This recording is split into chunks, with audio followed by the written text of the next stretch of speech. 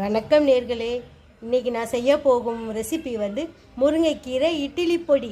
முருங்கைக்கீரை இட்லி பொடி எப்படி செய்யணும்னு பார்ப்போமா? வாங்க வீடியோக்குள்ளே போவோம். நேர்களே பாருங்கள், இது முருங்கைக்கீரை வந்து 10 ரூபா கட்டு. ஒரு கட்டு வாங்கினேன் 10 ரூபா. இந்த அளவுக்கு இருக்குது. அதே 10 ரூபா அளவுக்கு கருவேப்பிலை, இந்த அளவுக்கு கருவேப்பிலை இருந்துச்சு. இதை ரெண்டையும் வந்து நிழல் காய்ச்சலில் காய வைக்கிறோம். நம்ம இங்கே பாருங்களே, அப்படியே ரொம்ப வந்து ஒவ்வொரு இலையாக வந்து இது ஒவ்வொரு இலையாக ஆயன்னு அவசியம் இல்லை. இந்த பதத்துக்கிட்ட இருந்தால் போதும். லைட்டாக இந்த குச்சி கொஞ்சம் பெருசாக இருக்குது. இதை எடுத்துகிட்டு கொஞ்சம் இந்த அளவுக்கு இருந்தால் போதும். 3 நாள் 4 நாள் ஆகும் காயறதுக்கு. நிழல் காய்ச்சலே காய வைக்கணும்.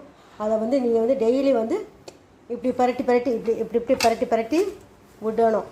அப்படியே காய வச்சுட்டு அப்படியே விட்டுறக்கூடாது. அப்புறம் அடியில் பூரா சூடாகி அடியில் பூரா அவிஞ்சிரும் கீரை. அதனால் டெய்லி வந்து ஒரு பரட்டி விட்டுக்கணும். அதே மாதிரி கருவேப்பிலையும் சேம பரட்டி விட்டுக்கணும். 3 நாள் சென்று பார்ப்போம்.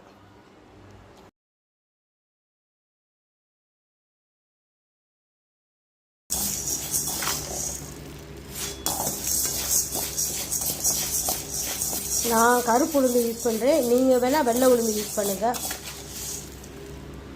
இந்த பார்த்தீங்களா,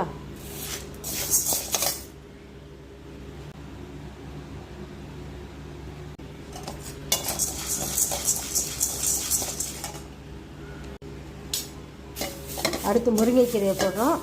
முருங்கைக்கீரை வந்து நல்லா கொஞ்சம் சூடு ஏறி இப்படி நுணுங்கினா அந்த பதம் போதும். முருங்கைக்கீரைக்கு